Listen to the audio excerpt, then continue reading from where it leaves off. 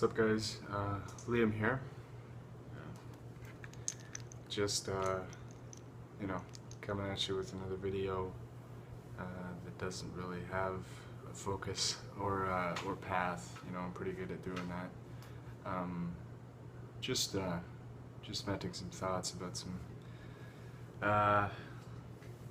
some relatable life stuff.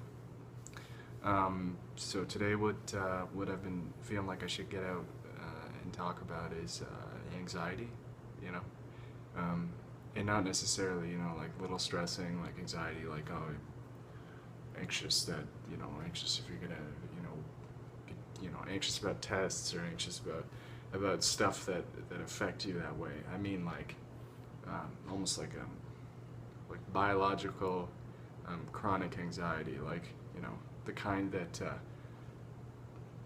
of thing you can't really control, you know, like it's the kind of stress, like for me, I'm a pretty laid back person, but I find myself like physically affected by anxiety without even knowing until it's happening, you know, like that kind of thing.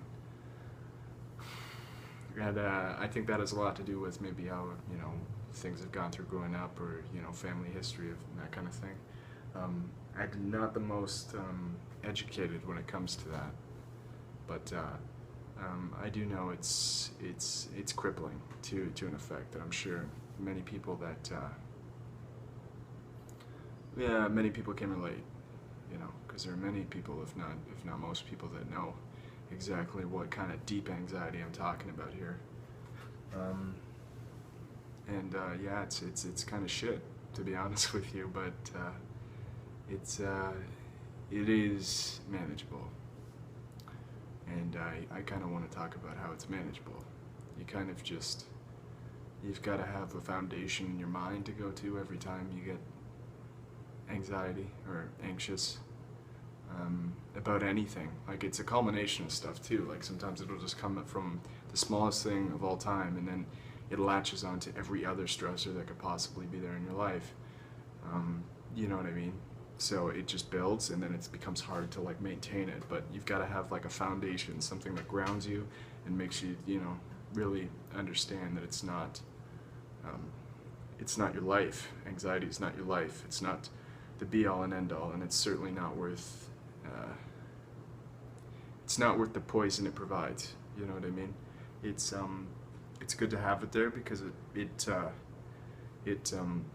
you know, it keeps you in check emotionally in a certain way, like a twisted way, because then you know where you're at in your vulnerabilities. You know where you're at pretty much all the time, even if you don't know how to scale that up or down. But what I do is I just I think about how I think about the foundation of myself as a person, and how it's almost imperative to not let it conquer you, because you become handicapped, mentally, spiritually, all of that, when you let anxiety just sort of eat away at you. You know, whether it's one day or gradually over a week or something like that, you know, it's still crippling. And, you know, for me anyway, my immediate foundation is you can't let it cripple you. It's going to, you know, it's going to stop you from achieving things in your life. And on top of that, biologically, it does bad things. It like literally makes you acidic. You know, corticoids and, you know, cortisone is not a good chemical to have floating around in your body, and that's exactly what stress does. So there's that as well. That knowledge helps you understand that it's not something you want to just kind of deal with. You want to battle it, you know, coexist with it, if you will. So anyways, I didn't want to make this too long. I'm just saying my thoughts today are about anxiety. I deal with it. Many of you deal with it.